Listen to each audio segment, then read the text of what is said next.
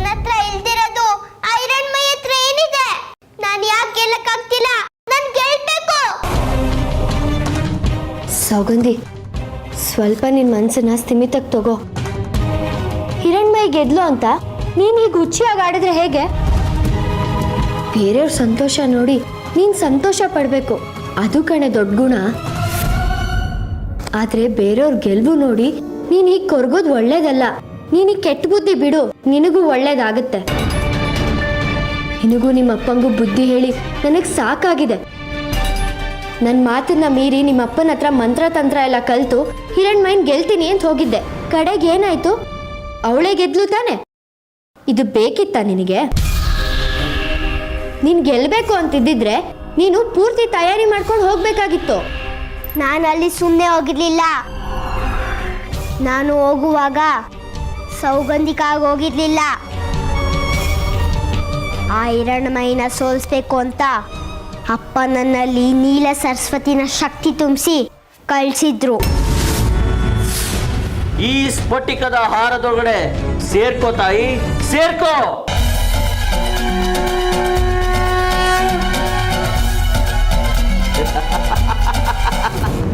ಆ ನೀಲ ಸರಸ್ವತಿ ನಾನಾದ್ಮೇಲೆ ನನಗೆ ಗೊತ್ತಿಲ್ದಿರೋದು ಇನ್ಯಾವುದೂ ಇರಲಿಲ್ಲ. ನಾನೇ ಗೆಲ್ಬೇಕಾಗಿತ್ತು. ಆದ್ರೆ ಅದ್ಯಾವುದೋ ನೀಲಿ ಕುದುರೆ ಪ್ರಶ್ನೆ ಕೇಳಿ ನನ್ನನ್ನು ದಿಕ್ ತಪ್ಪಿಸ್ಬಿಟ್ಲು. ಆ ದೇಶಿಕರು ನಾನು ಸೋತೆ ಅಂತ ಹೇಳ್ಬಿಟ್ರು.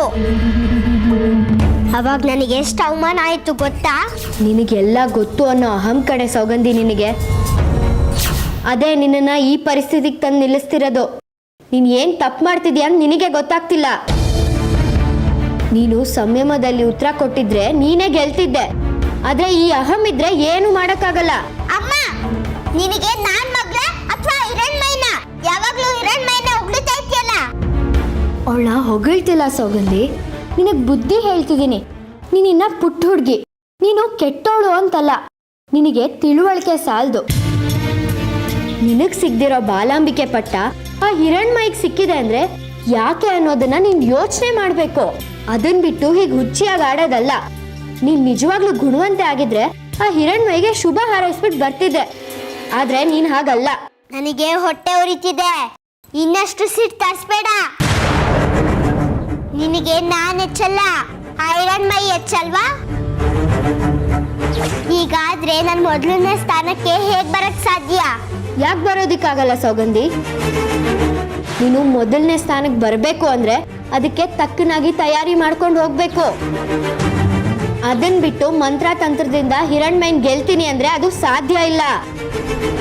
ವಾಮ ಮಾರ್ಗದಿಂದ ಹೋದವರು ಗೆದ್ದ ಇತಿಹಾಸನೇ ಇಲ್ಲ, ತಿಳ್ಕೊ.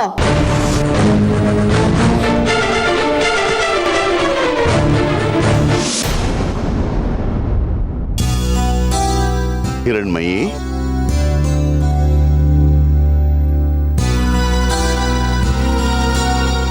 ಅಮ್ಮ ಹಿರಣ್ಮಯಿ,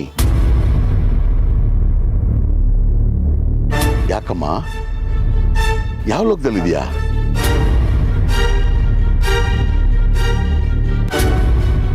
ಏನು ಯೋಚನೆ ಮಾಡ್ತಿದ್ದೆ ತಾಯಿ? ನೀನು ನೋಡಿದ್ರೆ ಯಾಕೋ ಸಂತೋಷವಾಗಿರೋ ಹಾಗೆ ಕಾಣ್ತಿಲ್ಲ. ಏನಾಯ್ತು ಕಂದ? ನೀನು ಬಾಲಾಂಬಿಕೆ ಕಣಮ್ಮ. ಹೀಗಿರಬಾರ್ದು, ನಗ್ನಗ್ತಾ ಸಂತೋಷವಾಗಿರ್ಬೇಕು. ನಿನ್ನ ಭಕ್ತರಿಗೆ ಪ್ರತಿ 3 ದಿನಕ್ಕೊಂದ್ಸಲ ಒಂದೊಂದು ರೂಪದಲ್ಲಿ ದರ್ಶನ ಕೊಡೋ ನೀನು ಯಾವಾಗಲೂ ಸುಪ್ರಸನ್ನಳಾಗಿರ್ಬೇಕು ತಾಯಿ. ನಿನ್ನ ಮನಸ್ಸಿನಲ್ಲಿ ಕೊರತಿರೋ ಚಿಂತೆ ಏನು ಅಂತ ಕೇಳ್ಬೋದಾ? ಸೌಗಂಧಿಕಾನ? ಏನಾಯ್ತು ಸೌಗಂಧಿಕಾಳಿಗೆ? ನಾನು ಕೇಳಿದ್ದು ನಿನ್ನ ಮನಸ್ಸಿನಲ್ಲಿ ಕೊರತಿರೋ ಆ ಸಮಸ್ಯೆ ಏನು ಅಂತ ನನ್ನ ಹತ್ರ ಹೇಳ್ಕೋ ತಾಯಿ. ಅದಕ್ಕೇನಾದ್ರೂ ಪರಿಹಾರ ಮಾಡೋದಿದ್ರೆ ಮಾಡೋಣಂತೆ. ನನ್ನ ಸಮಸ್ಯೆನೇ ಹೇಳ್ತಾ ಇದ್ದೆ ಶಿಖರೆ. ಆ ಸೌಗಂಧಿಕ ವಿಷಯ ದೊಡ್ಡ ಸಮಸ್ಯೆ ಆಗಿ ಕಾಡ್ತಾ ಇದೆ ನನ್ನನ್ನು. ನನಗೆ ಏನು ಮಾಡಬೇಕು ಅಂತಾನೆ ತೋಚ್ತಾ ಇಲ್ಲ. ಮನಸ್ಸಿಗೆ ತುಂಬಾ ನೋವಾಗ್ತಿದೆ.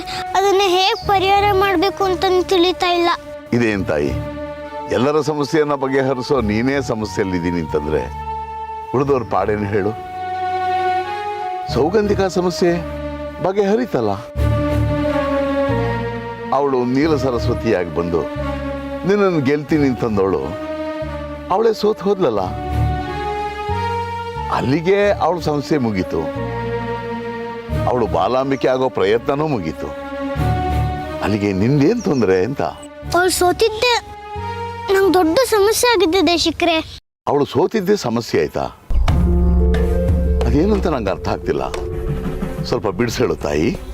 ದೇಶಿಕ್ರೆ, ಸೌಗಂಧಿಕಾಗೆ ತಾನ್ ಗೆಲ್ಬೇಕು ಅಂತ ಆಸೆ ಇತ್ತು. ಅವಳು ಹೇಗಾರ ಮಾಡಿ ನನ್ನನ್ನು ಸೋಲಿಸಿ ಬಾಲಾಂಬಿಕೆ ಆಗಿ ಅವಳು ಪೂಜೆ ಮಾಡಿಸ್ಕೋಬೇಕು ಅಂತ ಅವಳಿಗೆ ಆಸೆ ಇತ್ತು. ಅವಳು ಯಾವಾಗ ಸೋತ್ ಹೋದ್ಲು ಅವಳ ಕೋಪ ಇನ್ನೂ ಹೆಚ್ಚಾಗೋಯ್ತು. ಅದಕ್ಕೆ ನಾವೆಷ್ಟೇ ಕರೆದ್ರು ನಾವೆಷ್ಟೇ ನಿಲ್ಸಿದ್ರು ಅವಳು ಹತ್ಕೊಂಡು ಹೊಟ್ಟೋದ್ಲು. ಅವಳಿಗೆ ಮೊದಲೇ ನನ್ನ ಮೇಲೆ ದ್ವೇಷ. ಈಗ ಅವಳು ಸೋತೋದ್ಮೇಲೆ ನನ್ನ ಮೇಲೆ ಇನ್ನೂ ದ್ವೇಷ ಸಾಧಿಸ್ತಾಳೆ. ನೀನಿನ್ನ ಪುಟ್ಟ ಹುಡುಗಿ, ನಾನು ಹೇಳೋದನ್ನ ಕೇಳು. ಹಿರಣ್ಮಯಿ ನಿನ್ಗಿಂತ ದೊಡ್ಡವಳೇನಲ್ಲ. ನಿನಗಿರೋ ಬುದ್ಧಿ, ತಿಳುವಳಿಕೆ, ಧ್ಯಾನ ಎಲ್ಲ ಅವಳಿಗೂ ಇದೆ. ಆದ್ರೆ ನಿನಗೂ ಅವಳಿಗೂ ಇರೋ ವ್ಯತ್ಯಾಸ ಏನ್ ಗೊತ್ತಾ? ಏನು ನನಗೂ ಅವಳಿಗೂ ಇರೋ ವ್ಯತ್ಯಾಸ? ಹಿರಣ್ಮಯಿಗೆ ವಿನಯ ಇದೆ. ವಿದ್ಯೆಗೆ ವಿನಯನೇ ಭೂಷಣ ಅಂತಾರೆ. ಆ ವಿನಯದಿಂದನೇ ಅವಳು ಎಲ್ರೂ ಗೆಲ್ತಿರೋದು. ಹಾಗೇನೆ ಅವಳು ವಿನಯಕ್ಕೆ ತಕ್ಕನಾಗೆ ವಿವೇಚನೆನೂ ಇದೆ. ಎಲ್ಲಿ ವಿನಯ ಮತ್ತೆ ವಿವೇಚನೆ ಇರುತ್ತೋ ಅಲ್ಲಿ ಒಳ್ಳೆತನ ತಾನಾಗೆ ಬರುತ್ತೆ. ಸಹನೆ, ತಾಳ್ಮೆ ಕೂಡ ಅದ್ರೊಟ್ಟಿಗೆನೆ ಬರೋದು. ಅದಕ್ಕೆ ಅವಳು ದೊಡ್ಡವಳಾಗಿದ್ದಾಳೆ. ಆ ಮಹಾತಾಯಿ ತ್ರಿಪುರಸುಂದರಿ ಅವಳ ಗುಣ, ನಡವಳಿಕೆನ ಮೆಚ್ಚಿ ಮನ್ಸಾರೆ ಅವಳಿಗೆ ಅನುಗ್ರಹ ಮಾಡಿದ್ದಾರೆ. ಆದ್ರೆ ನಿನಗೆ ಆ ಯಾವ ಒಳ್ಳೆ ಗುಣನೂ ಇಲ್ಲ ಸೌಗಂಧಿ. ನಿನಗೆ ಬರೀ ಹೊಟ್ಟೆ ಕಿಚ್ಚು, ಮಾತ್ಸರ್ಯ, ಹಠ, ಅಹಮ್ಮು, ಪೈಪೋಟಿ ಅಷ್ಟೇ. ಇದನ್ ಬಿಟ್ಟು ಬೇರೆ ಏನಿದೆ ನಿನ್ನ ಹತ್ರ? ನೀನು ಅವಳ ಹಾಗೆ ಒಳ್ಳೆಯವಳಾಗಿ ಬದಲಾದ್ರೆ ನಿನಗೂ ಅಮ್ಮನವ್ರ ಅನುಗ್ರಹ ಸಿಗುತ್ತೆ. ಜನ ನಿನ್ನನ್ನು ಪ್ರೀತಿಯಿಂದ ಮಾತಾಡಿಸ್ತಾರೆ, ವಿಶ್ವಾಸದಿಂದ ನೋಡ್ತಾರೆ. ಆಗ ನೀನು ಖಂಡಿತ ಗೆದ್ದೇ ಗೆಲ್ತೀಯ. ಬೇಕಾಗಿಲ್ಲ, ನಿನ್ ಮಾತನ್ನ ನಾನು ಕೇಳಲ್ಲ. ಆ ಹಿರಣ್ಮಯಿನ ನಾನು ಬಿಡಲ್ಲ. ಅವಳನ್ನ ನಾನು ಗೆದ್ದೇ ಗೆಲ್ತೀನಿ.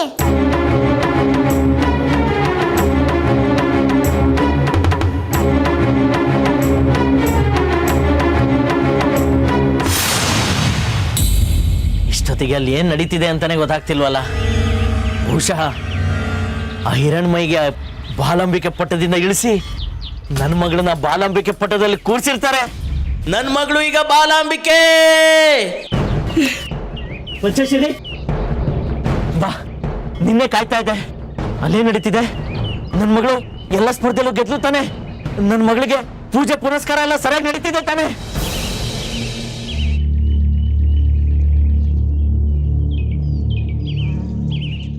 ಏನಾದ್ರೂ ಮಾತಾಡು ಪಂಚಾಕ್ಷರಿ. ಸುಮ್ಮನೆ ಹಿಂಗೆ ನಿಂತ್ಕೊಂಡ್ರೆ ಹೇಗೆ?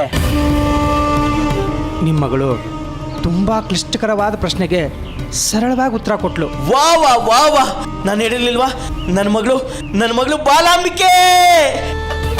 ಆದ್ರೆ ಅತ್ಯಂತ ಸರಳವಾದ ಪ್ರಶ್ನೆಗೆ ನಿಮ್ಮ ಮಗಳ ಕೈಲಿ ಉತ್ತರ ಕೊಡೋಕ್ಕಾಗಲಿಲ್ಲ.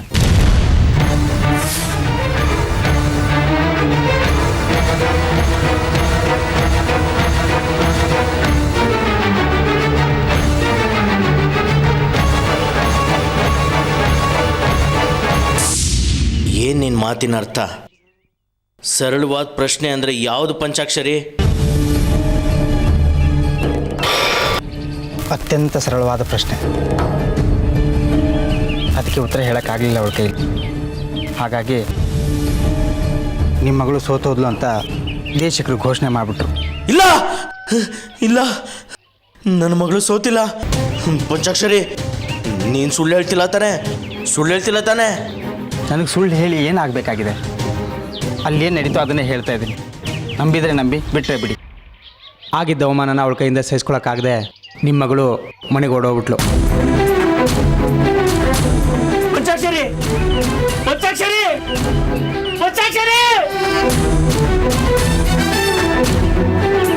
ಮತ್ತೆ ಸೋಲು. ಆ ಸೋಲು ನನ್ನ ಮುಂದೆ ನಿಂತು ನನ್ನನ್ನೇ ಕೆಳಕ್ತಿರೋ ಹಾಗಿದೆ. ಆ ಹಿರಣ್ಮಯಿನ ನಾನು ಏನು ಮಾಡೋಕ್ಕಾಗ್ತಿಲ್ವಲ್ಲ. ನನಗೇನಾಗಿದೆ? ನನ್ನ ಶಕ್ತಿಗೆ ಏನಾಗಿದೆ?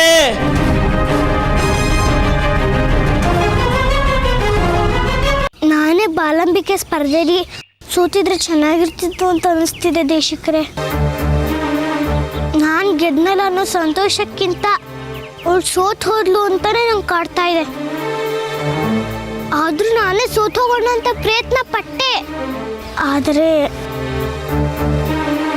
ದೇವ್ರ ಸನ್ನಿಧಿಲಿ ಬಾಲಂಬಿಕೆ ಪಟ್ಟದಲ್ಲಿ ಕೂತ್ಕೊಂಡು ಹಾಗೆ ಮಾಡೋದು ಸರಿ ಅನ್ನಿಸ್ಲಿಲ್ಲ. ಅದಕ್ಕೆ ಸುಮ್ಮನಾದೆ. ಇದ್ರಲ್ಲಿ ನಂದೇನಾದ್ರೂ ತಪ್ಪಿದೆ ದೇಶಿಕ್ರೆ? ಕಂದ, ಇದ್ರಲ್ಲಿ ನಿನ್ನ ತಪ್ಪು ಲವಲೇಶನೂ ಇಲ್ಲ ಕಣಮ್ಮ. ಬಾಲಾಂಬಿಕೆ ಯಾರು ಬೇಕಾದರೂ ಆಗೋದಕ್ಕಾಗಲ್ಲ.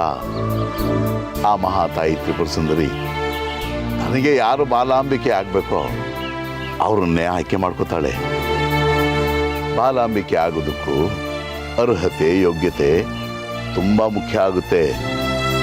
ಯಾರು ನಿರಹಂಕಾರಿಗಳಾಗಿ ನಿಷ್ಕಲ್ಮನುಷ್ಯ ಮನಸ್ಸಿನಿಂದ ತಾಯಿಯ ಅನುಗ್ರಹಕ್ಕೆ ಪಾತ್ರರಾಗ್ತಾರೋ ಅವರು ಮಾತ್ರ ಬಾಲಾಂಬಿಕೆ ಆಗೋದಕ್ಕೆ ಸಾಧ್ಯ. ನಿನ್ನಲ್ಲಿ ಭಕ್ತಿ ಇತ್ತು, ಶಕ್ತಿ ಇತ್ತು, ಹಾಗಾಗಿ ಆ ಬಾಲಾಂಬಿಕೆ ಸ್ಥಾನ ನಿನಗೆ ಪ್ರಾಪ್ತವಾಯಿತು. ದೇಶಿಕ್ರೆ? ಹೌದು ತಾಯಿ, ನೀನದನ್ನು ಪಡ್ಕೊಂಡೆ ಅನ್ನೋದಕ್ಕಿಂತ ಆ ತಾಯಿಯ ಅನುಗ್ರಹ ನಿನ್ನ ಮೇಲಿತ್ತು, ಹಾಗಾಗಿ ನೀನು ಬಾಲಾಂಬಿಕೆ ಆದೆ. ಅದಕ್ಕಾಗಿ ಆ ಸೌಗಂಧಿಕ ಆ ಬಾಲಾಂಬಿಕೆ ಪಟ್ಟ ತನಗೇ ಬೇಕು ಅನ್ನೋದು, ಅದಕ್ಕಾಗಿ ಪದೇ ಪದೇ ಸ್ಪರ್ಧೆ ಏರ್ಪಡಿಸಿ ಅನ್ನೋದು ದುರಹಂಕಾರದ ಪರಮಾವಧಿ ಕಣಮ್ಮ. ಅದಕ್ಕೂ ಮೀರಿ ನನ್ನನ್ನು ಬಿಟ್ಟು ಇವಳು ಬಾಲಾಂಬಿಕೆ ಆಗ್ಬಿಟ್ಲಲ್ಲ ಅನ್ನೋ ಮತ್ಸರ ಅವಳಲ್ಲಿ ಹೆಚ್ಚಾಗಿತ್ತು. ಅದಕ್ಕೆ ಅವಳು ಸೋತ್ಲು ಅಷ್ಟೇ. ಇದಕ್ಕೆ ನೀನು ವ್ಯಥೆ ಪಡೋದ್ರಲ್ಲಿ ಅರ್ಥ ಇಲ್ಲ ತಾಯಿ. ಯೋಗಿ ಪಡೆದಿದ್ದು ಯೋಗಿಗೆ, ಜೋಗಿ ಪಡೆದಿದ್ದು ಜೋಗಿಗೆ ಅಂತ ನೀನು ಕೇಳಲಿಲ್ವಾ ಕಂದ? ಅರೆ ದೇಶಿಕ್ರೆ, ಆ ಸೌಗಂಧಿಕ ಇಲ್ಲ ಕಂದ, ನಿನ್ನ ಕನಿಕರ ನಿನ್ನ ಅಕ್ಕರೆ ನನಗೆ ಅರ್ಥ ಆಗುತ್ತೆ ಕಣಮ್ಮ. ನಿಜಕ್ಕೂ ಸೌಗಂಧಿಕಾಳಿಗೆ ಬಾಲಾಂಬಿಕೆ ಆಗುವ ಅರ್ಹತೆ ಇದ್ದಿದ್ರೆ ಆ ಜಗನ್ಮಾತೆ ಅದನ್ನು ಅವಳಿಗೆ ಕರುಣಿಸ್ತಿದ್ಲು. ಆದರೆ ಇಷ್ಟು ಪುಟ್ಟ ವಯಸ್ಸಿಗೆ ಆ ಮಗುವಿಗೆ ಅಹಂಕಾರ ಮತ್ಸರ ಇವೆಲ್ಲ ಇವೆ. ಮನುಷ್ಯರಾದವ್ರಿಗೆ ಇದೆಲ್ಲ ಒಳ್ಳೇದಲ್ಲ ಅಲ್ವಾ? ಹೌದು ದೇಶಿಕ್ರೆ, ವಿನಾಕಾರಣ ಸೌಗಂಧಿ ನೋವು ಪಡ್ತಿದ್ದಾಳೆ ಅನ್ನೋದೇ ನಂಗೆ ಬೇಸರ. ಅಷ್ಟಾಗಿ ಕೂಡ ಅವಳು ಸುಮ್ಮನಿರೋದಿಲ್ಲ. ನನ್ನ ಮನಸ್ಬೇಕು ಅಂತ ಹೇಳಿ ಬೇರೆ ಏನೇನೋ ಪ್ರಯತ್ನ ಪಡ್ತಿರ್ತಾಳೆ. ಸುಮ್ಮನೆ ಶ್ರಮ ತಗೊಂತಾಳೆ. ಇದರಿಂದ ಯಾರಿಗೆ ಸಂತೋಷ ಹೇಳಿ? ಅದಕ್ಕೆ ನೀನಾದರೂ ಏನು ಮಾಡ್ತೀಯ ಕಂದ? ನಾವು ಏನನ್ನಾದರೂ ಪಡ್ಕೊಳಕ್ಕಾಗಲಿಲ್ಲ ಅಂದರೆ ಅದನ್ನು ಕಷ್ಟಪಟ್ಟು ಪಡ್ಕೊಳ್ಳೋದ್ರಲ್ಲಿ ಯಾವ ತಪ್ಪು ಇಲ್ಲ. ಆದರೆ ಅದನ್ನು ಪಡ್ಕೊಳ್ಳೋಕ್ಕೆ ಅಡ್ಡದಾರಿ ಹಿಡಿಯೋದು ತುಂಬ ತಪ್ಪಾಗುತ್ತಮ್ಮ. ಇದೇ ತಪ್ಪನ್ನೇ ಸೌಗಂಧಿಕ ಪದೇ ಪದೇ ಮಾಡಿ ಬೇಡದೇ ಇರೋದನ್ನು ಅನುಭವಿಸ್ತಿರೋದು. ಆಕೆ ಬಗ್ಗೆ ನನಗೂ ಕನಿಕರ ಇದೆ ಅಮ್ಮ. ಆದರೆ ಆತ್ಮಶುದ್ಧಿ ಇಲ್ಲದೆ ಇರೋರನ್ನ ಯಾವ ರೀತಿಲೂ ನಾವು ತೃಪ್ತಿಪಡಿಸೋಕ್ಕಾಗಲ್ಲ.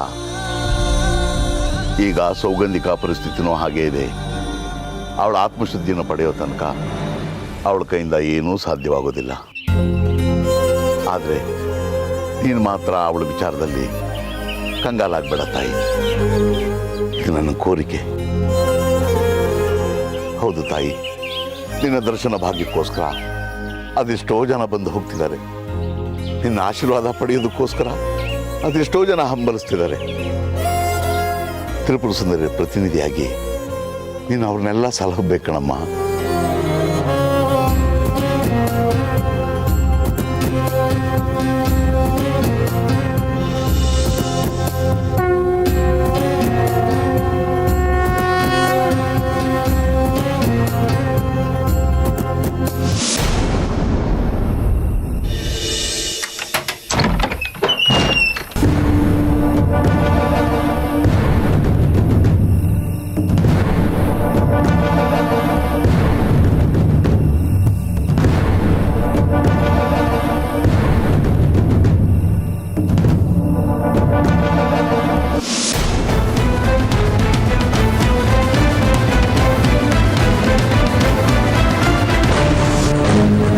ದೇವಿಕಾ, ನೀನಾ? ಹೌದು, ನಾನೇ. ಯಾಕ್ರಿ ಬಂದ್ರಿ ಮನೆಯೊಳಗೆ? ನಡೀರಿ ಆಚೆ. ಇಲ್ಲ ದೇವಿಕಾ, ವಿಷಯ ಏನು ಅಂದರೆ ಬೇಕಿಲ್ಲ. ನೀವು ಮನೆಗೆ ಬರೋದು ನನ್ನ ಮಗಳನ್ನ ಹಾಳು ಮಾಡೋಕ್ಕೆ ಅಂತ ನನಗೆ ಚೆನ್ನಾಗಿ ಗೊತ್ತಿದೆ. ಇಂಥ ಮನೆ ಹಾಳು ಬುದ್ಧಿನ ಅವಳ ತಲೆಗೆ ತುಂಬಿ ಅವಳ ಹತ್ರ ಮಾಡಬಾರ್ದು ಕೆಲಸ ಮಾಡ್ಸಕ್ ನೋಡ್ತೀರಾ. ಅದು ಹಾಗಲ್ಲ ದೇವಿಕಾ. ಬೇಕಾಗಿಲ್ಲ ಅಂದೆ ತಾನೆ. ನಿಮ್ಮ ಬುದ್ಧಿ ನನಗೆ ಚೆನ್ನಾಗಿ ಗೊತ್ತಿದೆ. ತಿದ್ದಿ ಬುದ್ಧಿ ಹೇಳ್ಬೇಕಾಗಿರೋ ತಂದೆನೆ ತನ್ನ ಮಗಳ ವಿಷಯದಲ್ಲಿ ಮತಿಗೆಟ್ ನಡ್ಕೊಂಡ್ರೆ ಯಾವ ತಾಯಿ ತಾನೇ ಸಹಿಸ್ಕೋತಾಳೆ ಹೇಳಿ? ನನ್ನ ಮಗಳು ಹಾಳಾಗೋದು ನನಗಿಷ್ಟ ಇಲ್ಲ. ಸದ್ಯ ನಿಮ್ಮ ನೆರಳು ಅವಳಿಗೆ ಸೋಗದೆ ಇದ್ರೆ ನನಗಷ್ಟೇ ಸಾಕು. ದಯವಿಟ್ಟು ಹೊರಡಿ. ದೇವಿಕಾ, ಸ್ವಲ್ಪ ನನ್ನ ಮಾತನ್ನು ಕೇಳು. ನಿಮ್ಮ ಮಾತನ್ನು ಕೇಳಿ ನಾನು ಒಳ್ಳೆ ಪಾಠನೇ ಕಲ್ತಿದ್ದೀನಿ. ನಮ್ಮ ಸೌಗಂಧಿನ ನೀಲ ಸರಸ್ವತಿ ಆಹ್ವಾನ ಮಾಡ್ತೀನಿ ಅಂತ ಕರ್ಕೊಂಡು ಹೋದ್ರಿ. ನೀಲ ಸರಸ್ವತಿನೇನೋ ಆಹ್ವಾನ ಮಾಡಿದ್ರಿ, ಆದ್ರೆ ಅವಳೊಳಗಿದ್ದ ಅಹಂನ ತೆಗಿಲೇ ಇಲ್ಲ ನೀವು. ವಿನಯನೇ ಇಲ್ಲ ಅಂದ್ರೆ ಎಷ್ಟು ವಿದ್ಯೆ ಸಂಪಾದನೆ ಮಾಡಿದ್ರೇನು? ಅದರಿಂದ ಖಂಡಿತ ಗೆಲ್ಲೋದಿಕ್ಕಾಗಲ್ಲ ರೀ. ದೇವಸ್ಥಾನದಲ್ಲಿ ಹಿರಣ್ಮಯಿ ವಿರುದ್ಧ ಸ್ಪರ್ಧೆ ನಡೆದಾಗ್ಲೂ ಆಗಿದ್ದಿದೆ, ಆದ್ರೆ ನೀವದನ್ನ ಅರ್ಥನೇ ಮಾಡ್ಕೊಂಡಿಲ್ಲ. ಬದಲಾಗಿ ನೀವು ನಿಮ್ಮ ಮಗಳನ್ನ ಇನ್ನಷ್ಟು ಹಾಳು ಮಾಡಿದ್ದೀರಿ. ಹೋಗಿ, ನೀವು ಮಾಡಿರೋ ಉಪಕಾರನೇ ಸಾಕಾಗಿದೆ. ಈಗ ನೀವು ಅವಳನ್ನ ಕರ್ಕೊಂಡು ಹೋಗಿ. ಇನ್ನೇನೋ ಅಪಾಯ ಆಗೋದು ಬೇಡ. ದ್ವೇಷ ಅಸೂಯಲ್ಲಿ ಮಕ್ಕಳು ಬೆಳೆದ್ರೆ ಅಪಾಯ ನಮಗೇನೆ. ಹೋಗಿ. ನನ್ನ ಮಗಳ ಜೊತೆ ಮಾತಾಡ್ದೆ ನಾನು ಎಲ್ಗೂ ಹೋಗಲ್ಲ. ರೀ ರೀ ರೀ ಅಪ್ಪ, ಸೌಗಂಧಿ, ಸುಮ್ಮನೆ ಮಲ್ಕೋ. ಅಮ್ಮ, ನನ್ನ ಅಪ್ಪನ ಹತ್ರ ಮಾತಾಡ್ಬೇಕು. ನಿಮ್ಮಿಬ್ಬರದು ಮಾತಾಡೋದು ಏನಿರುತ್ತೆ? ಇನ್ನ ಕೆಟ್ಟ ಯೋಚನೆಗಳು ಮಾಡ್ತೀರಾ ಅಷ್ಟೇ. ಅವ್ರ ಜೊತೆ ಸೇರ್ಕೊಂಡು ನೀನ್ ಹಾಳಾಗೋದ್ ಬೇಡ. ಸುಮ್ಮನೆ ಮಲ್ಕೋ ಅಂದೆ. ಇಲ್ಲ ಅಮ್ಮ, ನನ್ನ ಅಪ್ಪನ ಹತ್ರ ಮಾತಾಡ್ಬೇಕು ಮಾತಾಡ್ಬೇಕು ಮಾತಾಡ್ಬೇಕು. ನೀನ್ ಬರ್ಬೇಡ. ಅಪ್ಪ, ಪಾಪ.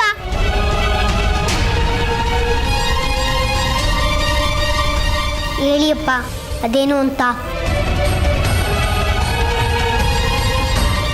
ನನ್ನನ್ನು ಕ್ಷಮಿಸ್ಬಿಡು ಮಗಳೇ, ನನಗೆ ಕ್ಷಮಿಸ್ಬಿಡು. ನೀನೇ ಇದ್ರಲ್ಲಿ ಗೆಲ್ಲಬೇಕಾಗಿತ್ತು. ಆ ನೀಲ ಸರಸ್ವತಿ ನಿನ್ನ ಜೊತೆ ಇರ್ತಾಳೆ, ನಿನ್ನನ್ನು ಕಾಪಾಡ್ತಾಳೆ ಅಂತ ಅನ್ಕೊಂಡಿದ್ದೆ.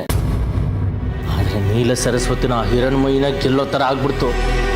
ನನಗೇನು ಮಾಡಬೇಕು ಅಂತಲೇ ತೋಚ್ತಾ ಇಲ್ಲ. ಆದರೆ ನಿಮ್ಮಪ್ಪ ಇದನ್ನು ಸುಮ್ಮನೆ ತಗೊಳ್ಳೋನಲ್ಲ. ಸೋಲನ್ನ ಗೆಲುವಿನ ಸೋಪಾನ ಅಂತ ಅನ್ಕೊಂಡ್ರೋ ಮನುಷ್ಯ ನಾನು. ನನಗೆ ಸ್ವಲ್ಪ ದಿನ ಸಮಯ ಕೊಡು. ಇದಕ್ಕಿಂತ ಬಲವಾದ ತಂತ್ರನ ರೂಪಿಸಿ ಆ ಹಿರಣ್ಮಯಿ ಬಗ್ಬಡಿತೀನಿ. ಇಲ್ಲ ಅಪ್ಪ, ಅದ್ ಮಾತ್ರ ಸಾಧ್ಯ ಇಲ್ಲ. ಕಂದ, ಇದು ನೀನು ಹೇಳ್ತಿರೋ ಮಾತಾ? ಹೌದು ಅಪ್ಪ, ನಾವು ಹಿರಣ್ಮಯಿನ ನೇರವಾಗಿ ಗೆಲ್ಲಕ್ಕಾಗಲ್ಲ. ಅಂದರೆ ಅವಳನ್ನು ಅಡ್ಡದಾರಿಲೇ ಸೋಲಿಸ್ಬೇಕು ಅಂತ ನಿನ್ನ ಮಾತಿನ ಅರ್ಥನ?